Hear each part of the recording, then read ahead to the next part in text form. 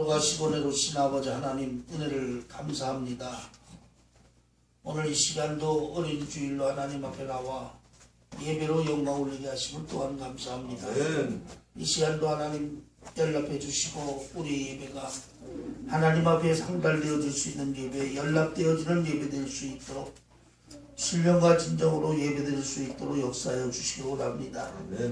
또한 아버지 하나님 이 시간 동안 비참한 발걸음 인도하여 주시고 또 오늘도 주님 앞에 나온 믿음의 자녀들마다 기억하여 주시고 말씀을 통해 오시는 예수님을 만나는 귀한 믿음의 자녀들이 될 수 있도록 주장하시고 함께하여 주옵소서. 아멘. 아버지 하나님 첫 시간입니다. 끝나는 시간 오직 성령의 충만한 은혜로만 함께하여 주옵소서. 아멘.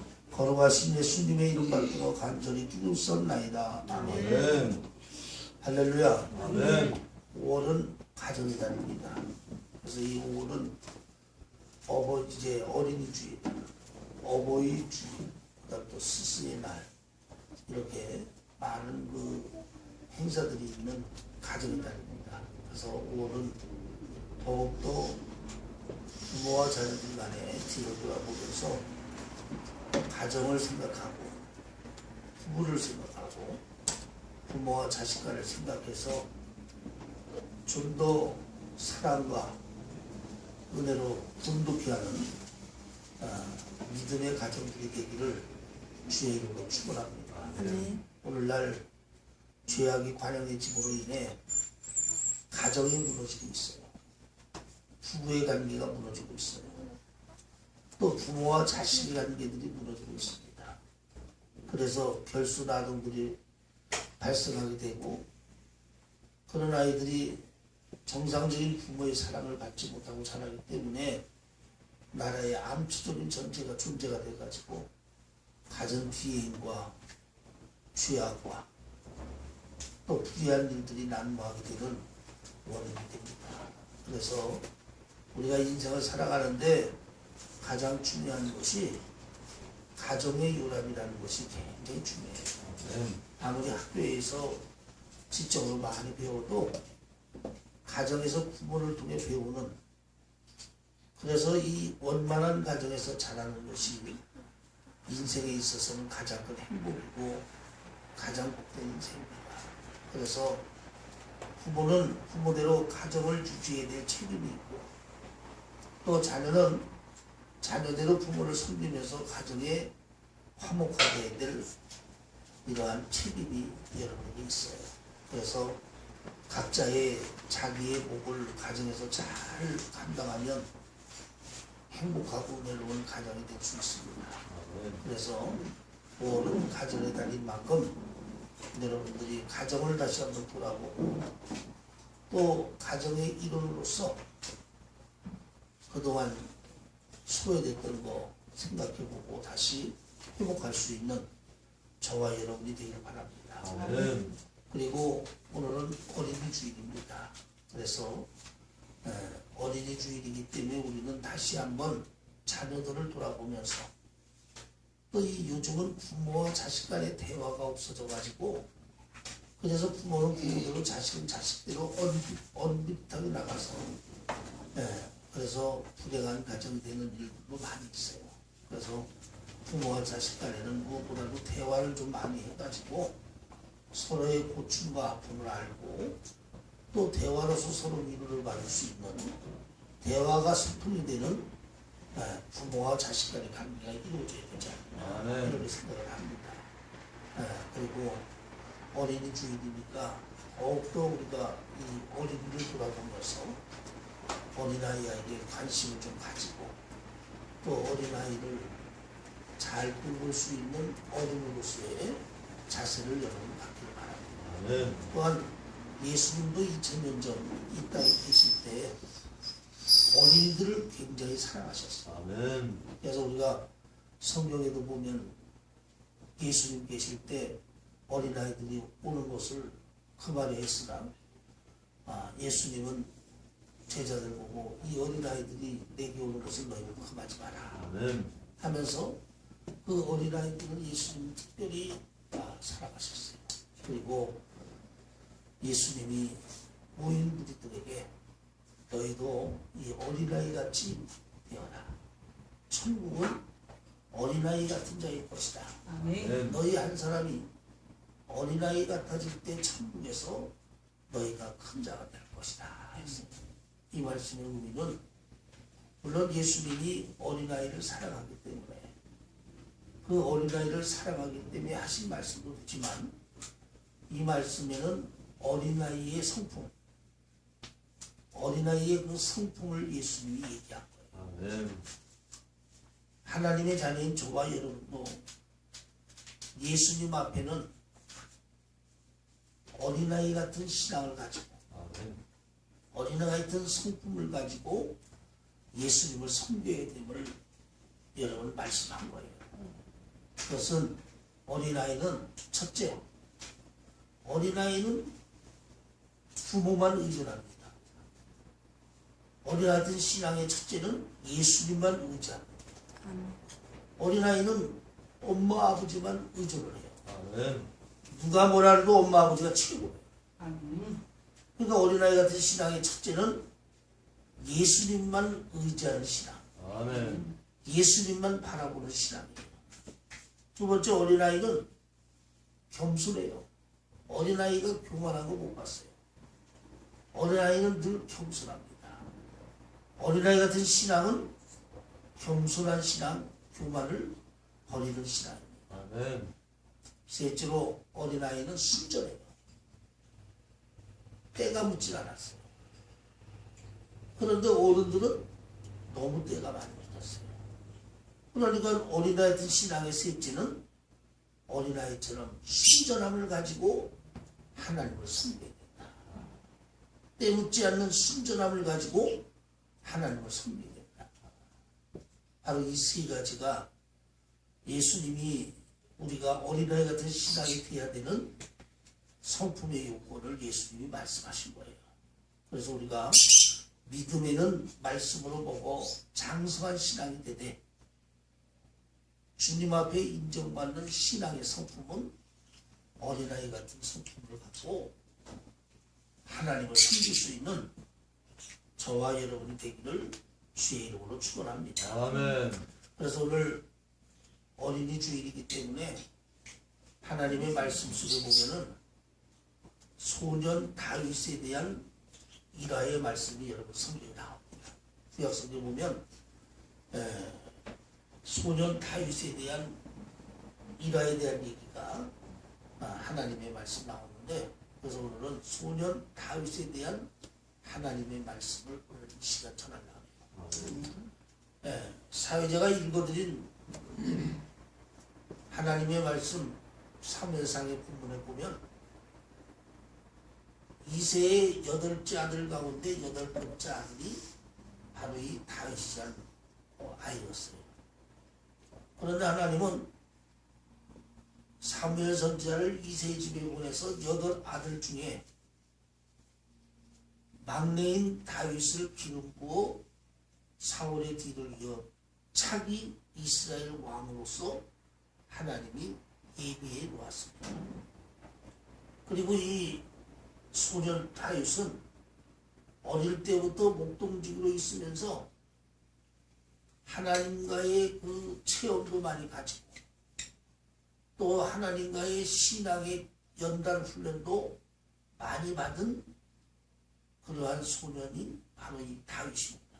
그래서 다윗은 어릴 때부터 이미 기름 부어 이스라엘 차기 왕으로 예비된 사람이었고, 하나님은 그 소년 다윗을 어릴 때부터 하나님이 연단 훈련을 시켜가지고 또 경험과 체험을 통해서 살아서 계시는 하나님을 알게 하면서 하나님이 그를 인도하시는 역사가 성경에 있습니다. 어느 날 이스라엘의 근방에 있는 블레셋이라는 나라의 군대가 이스라엘을 쳐들어왔어요. 그래서 이스라엘의 사울 왕은 군사들을 데리고 나가서 블레셋과 싸움의 접전이 벌어졌어요. 그래서 맹렬한 싸움이 일어나고 있는 이때에 다윗의 아버지 이새가 다윗을 불렀어요. 소년 다윗을 불러서 얘야 너 내가 이 만들어 주는 이 간식을 가지고 와서 내 형들이 전쟁터에 나가 있으니 형들에게 갖다 주고 전쟁의 상황이 어찌 되는 것을 넌 보고 주어라. 소년 다윗은 아버지 이새의 심부름을 받고 간식을 들고 전쟁터를 갔어요. 이 전쟁터에 갔더니 막 전쟁이 맹렬하게 싸워서 막 대단할 줄 알았는데 전쟁이 소강 상태에 답보 상태에 들어가 있는 거예요. 그런데 보니까 블레셋 쪽에서는 막 소리 질러가면서 사기가 높아가지고 막 그냥 난리 아우성을 치는데 이스라엘 진영은 조용하니 그냥 침체돼가지고 조용하니 그냥 숨소리도 안 나고 있는 거예요. 살아있으니까 숨소리 나겠지만 그래서 이 다윗이 어찌된 연유인가를 물었더니 그 블레셋에는 골리앗이라는 장군이 있었대요. 그런데 이 골리앗이라는 이 장군은 네피림의 후손 거인 중에 거인죠. 그리고 막 키도 엄청나게 크고 등치도 좋고 무기도 아주 막 그 강력한 칼 큰 장도 칼을 들고 이 거인족 골리앗 장군이 앞에 서가지고 이스라엘의 으름장을 놓으면서 말해요. 너희들이 하나님의 백성이냐? 너희 섬기는 하나님은 왜 죽었느냐? 너희 하나님이 이것밖에 안 되느냐? 우리 블레셋 신보다 못하나? 하면서 막 하나님을 모욕하면서 막 이스라엘 백성을 으름장을 놓고 있는 거예요.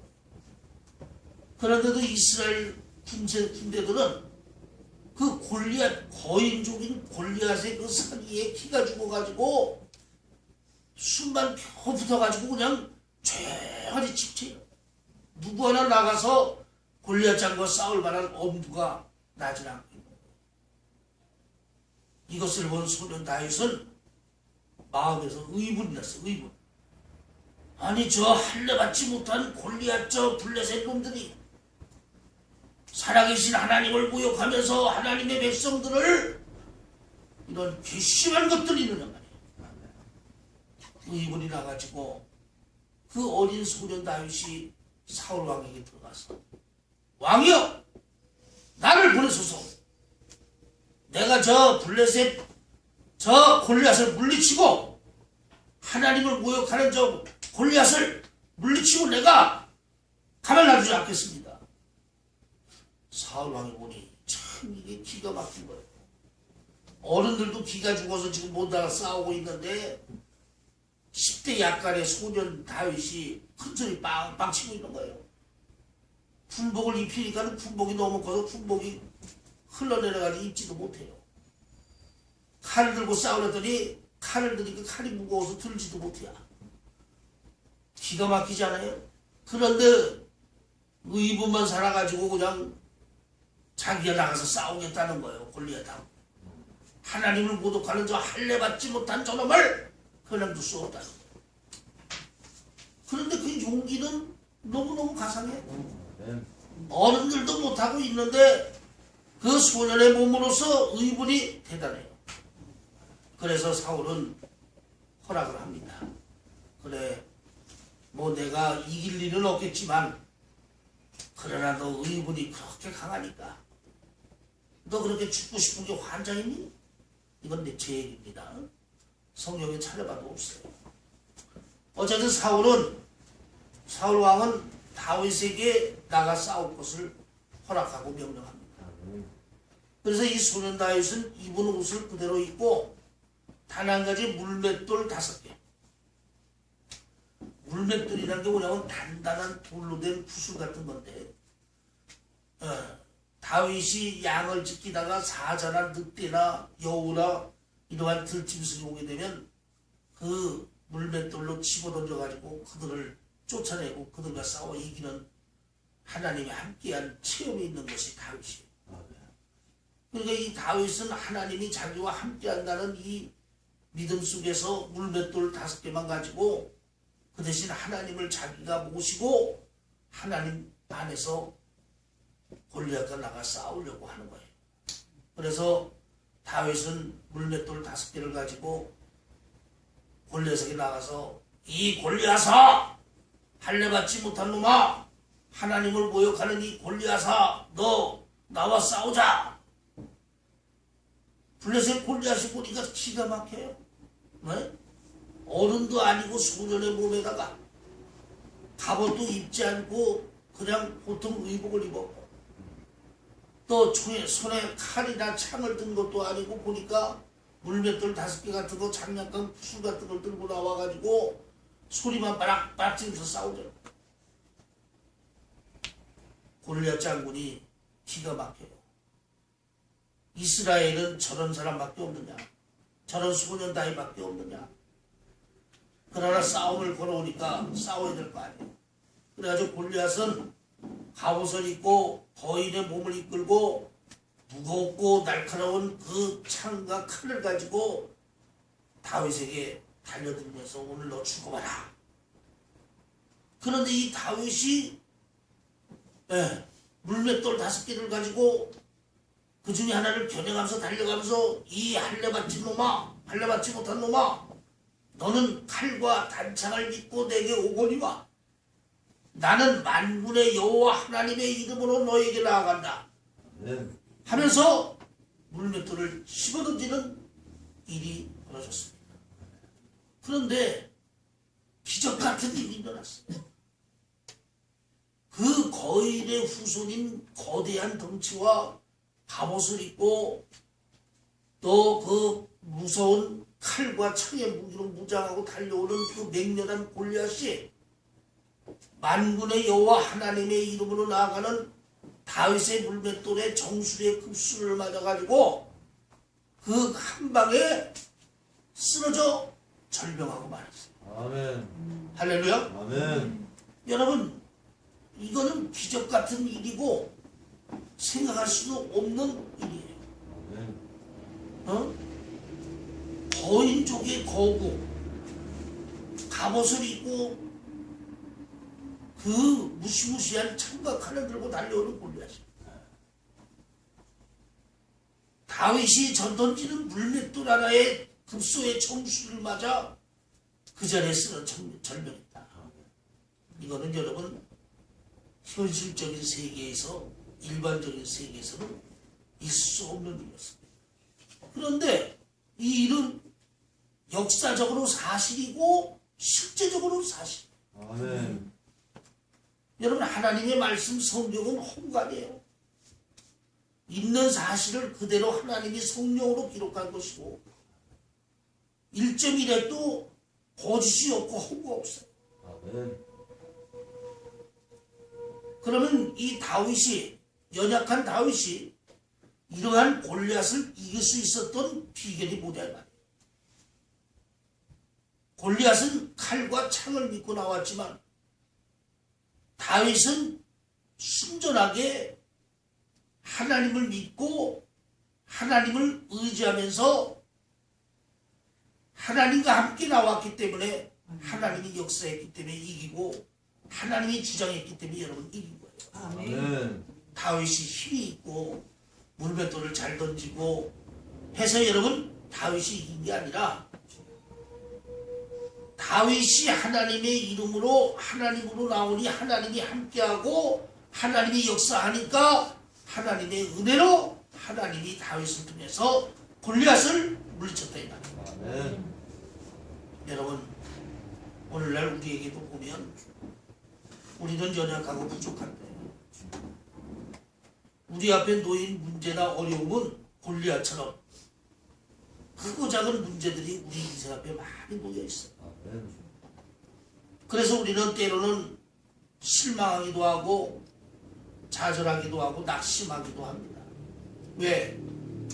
다윗과 같이 연약한 내 인생 앞에 골리앗 같은 엄청난 어려움과 고난과 불행한 일들이 생각지도 않을 때 우리를 찾아오고 우리를 엄습하는 이러한 일들이 많이 있어요. 아멘. 이때 우리도 다윗처럼 물맷돌 하나로 골리앗을 이긴 다윗처럼 우리도 이러한 크고 작은 골리앗과 같은 내 앞에 놓인 문제와 고난과 어려움과 불황을 이기고 승리하여 온전함을 가져야 되는데, 아멘. 그러면 다윗이 골리앗을 물리친 비결, 이 다윗이 골리앗을 물리친 이 비결을 통해서 우리도 그 다윗에 가진 그 신앙을 통해서 우리 인생에 놓인 골리앗 같은 크고 작은 문제를 날마다 이기고 나아가는 저와 여러분이 되기를 바랍니다. 아멘. 그러면 다윗이 이렇게 물맷돌로 골리앗을 물리치고 싸워 이길 수 있었던 비결, 그의 신앙의 첫째는 다윗은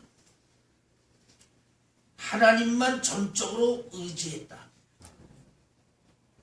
하나님만 전적으로 의지했다 이 말이에요. 여러분, 하나님만 전적으로 의지하는 믿음을 가질 때 기적이 일어나고 이적이 일어나고 문제 해결이 이루어집니다. 아멘. 그러나 하나님을 믿으면서도 세상을 의지하거나 물질을 의지하고 사람을 의지하면 기적 같은 역사가 일어나질 않아요. 오직 하나님만 의지할 때 기적 같은 역사가 일어나요. 아멘. 다윗이 칼을 믿었거나 이스라엘 나라를 믿었거나 왕을 믿었거나 다른 요인을 믿고 나가서 골리앗과 싸웠더라면 졌을 겁니다. 그런데 오직 다윗은 하나님만 전적으로 의지하는 믿음으로 나갔기 때문에 하나님이 다윗을 통해 골리앗을 이기는 역사가 일어났다. 아멘. 여러분, 이사야 37장 38절에 보면 남주다의 히스기야 왕이 나옵니다. 여러분, 이스라엘은 전체 다 해도 우리나라 강원도보다도 작은 땅이에요. 그런데 그 나라가 북이스라엘과 남주다로 갈라져 있었으니까 남주다는 서울과 경기도를 포함한 정도밖에 안 되는 작은 나라예요. 그런데 그 당시 세계를 제패하던 아수르의 사내립이 정예병 18만 5천 명을 데리고 가나안 근경을 모든 나라들을 휩쓸어 이기면서 남유다까지 쳐들어와 가지고 예루살렘 성을 겹겹이 메워쌌어요. 그리고 랍사게라는 군대 장관을 보내가지고 협박 편지를 보낸 겁니다. 그리고 읽는 거예요. 우리가 여기까지 오건데 어떤 신들이 우리를 대겠느냐? 우리를 이긴 민족과 나라가 어디 있느냐?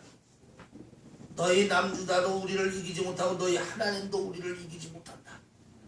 그러니 너희가 살 길은 오직 항복하면 목숨만이라도 살려주겠다. 이때 히스기야는 랍사게의 그 협박 편지를 받고는 신하들을 시켜서 너 가서 이사야에게 하나님께 기도하게 하라. 자신도 협박 편지를 가지고 하나님 성전에 올라가서 하나님 앞에 하나님을 의지하면서 기도합니다. 만군의 하나님, 저 할례받지 못한 아수르가 하나님을 모욕하면서 지금 남유다를 멸망시키려 하고 있습니다. 살아계신 하나님, 하나님이 보고만 계시겠습니까? 하며 하나님을 전적으로 의지하는 믿음으로 하나님을 의지하고 기도했어요. 아멘. 그랬더니 하나님이 그날 밤에 천군 천사를 통해서 아수의 사내립 18만 5천 명의 병사들을 다 죽이고, 사내립은 자기 나라로 돌아가 자기 아들들에게 죽임을 당하고 남유다를 하나님이 아수르 손에 건졌어요. 아멘. 아멘. 아멘. 이것도 여러분 있을 수 없는 일이에요. 작은 나라인 남유다를 세계를 제패하는 아수르가, 그것을 하나님이 아수르를 이기고 승리하는 이스라엘로 하나님 만들었다. 아멘. 여러분, 이러한 은혜가, 이러한 역사가 어떻게 있었어요? 히스기야 왕이 환경을 보지 않고, 현실을 보지 않고, 사람을 보지 않고, 세상을 보지 않고 오직 하나님만 의지하고 하나님만 바라보고 하나님께 기도하니까 하나님이 기적 같은 이 일을 역사하셨다. 아멘. 그래서 여러분도 골리앗과 같이 우리 인생에 크고 작은 어렵고 힘들고 큰 문제가 생기면 사람 바라보고 환경 바라보고 세상 바라보고 물질 바라보고 해결하려 하지 말고 하나님을 전적으로 의지하는 믿음으로 기도하세요. 아멘. 그러면 기적 같은 이 역사가 일어난다는 거 여러분 명심하시기 바랍니다. 아멘. 두 번째로 다윗이 골리앗을 이겼었던 신앙의 비결이 두 번째 뭐냐? 믿으면 된다는 확신이 있었어요. 즉 현실로는 이길 수 없고 자기로는 이길 수 없지만 하나님이 하시면 이길 수 있다는 믿음의 확신을 가졌기 때문에 여러분 됐어요. 아멘. 성경에도 말해요. 믿고 구하는 것은 받은 줄로 여기라. 믿음의 확신을 갖고 구하면 받은 줄로 여기라 이 말이에요. 그러나 의심하는 자는 죽기 아무것도 얻기를 바라지 말아 그랬어요. 여러분 믿음은 확신을 갖는 거예요. 내가 할 수 없는 일을,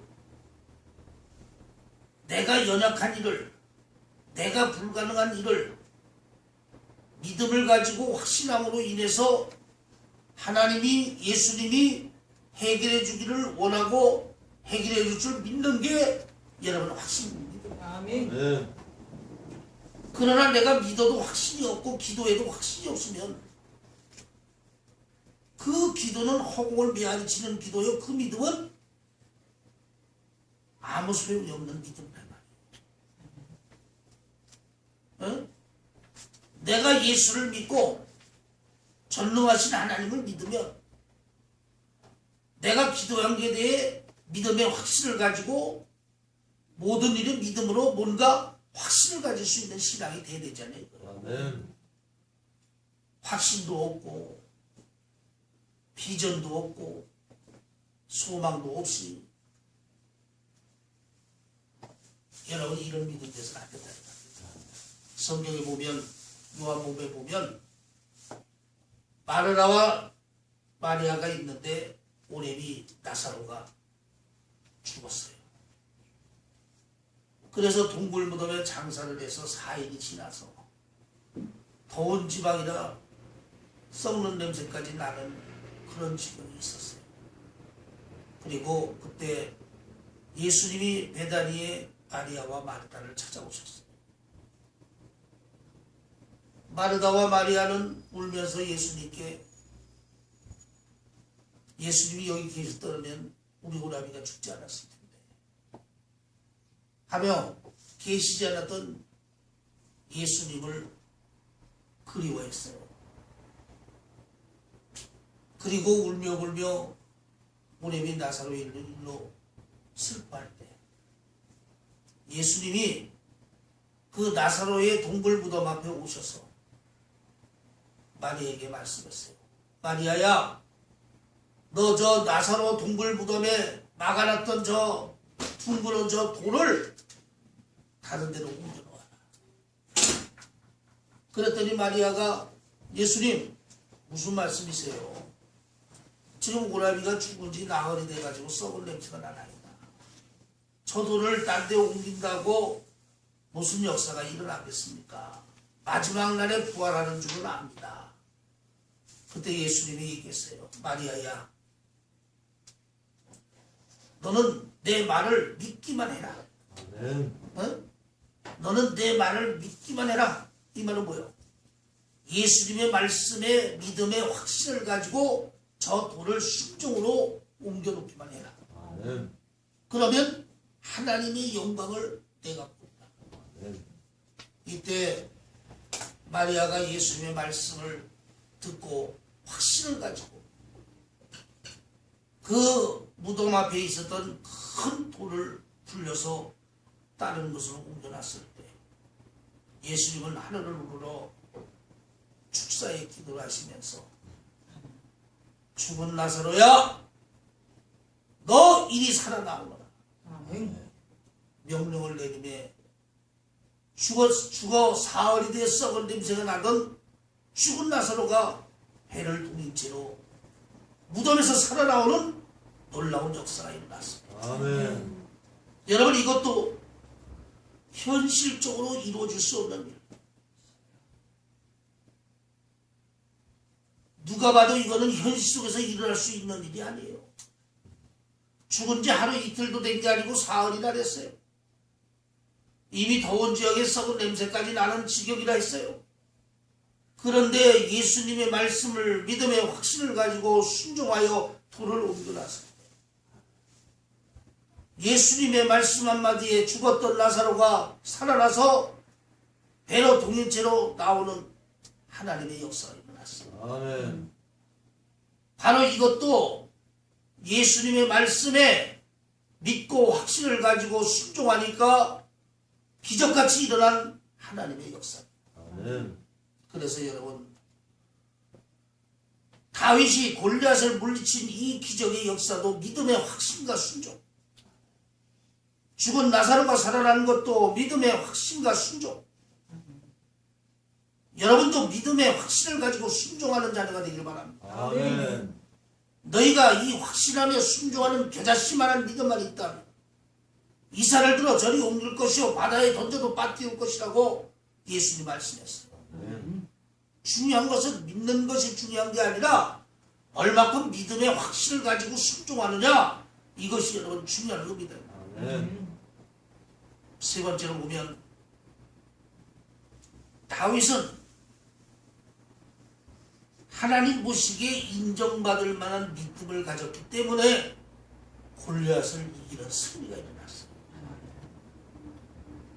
여러분, 믿음은 내가 잘 믿는 믿음, 사람이 알아주는 믿음이 믿음이 아니에요. 중요한 것은 주님이 인정해 줄 수 있는 믿음이 좋은 믿음이고 역사가 일어나는 믿음이에요. 아멘. 그래서 항상 우리 믿음은 자기를 인정하는 믿음이고 사람이 인정하는 믿음이 아니라 주님 앞에 인정받을 수 있는 믿음이 돼야 역사도 일어나고 기적도 일어나고. 아멘. 그러나 예수님 앞에 온전히 인정받지 못하는 믿음은 삶 속에 하나님의 역사가 일어나지 않습니다. 요한계시록을 보면은 여러분, 5번째 교회가 어디예요? 사대교회. 교회는 크고 성도들은 많고 건물은 화려하고 그러니 누가 봐도 살아있고 누가 봐도 정말 하나님 계신 것 같은 그런 교회였어요. 그런데 중요한 것은 예수님이 뭐라 했어요? 살아가는 이름은 가졌으나 실상은 죽은 자로다. 아멘. 외모는 화려하고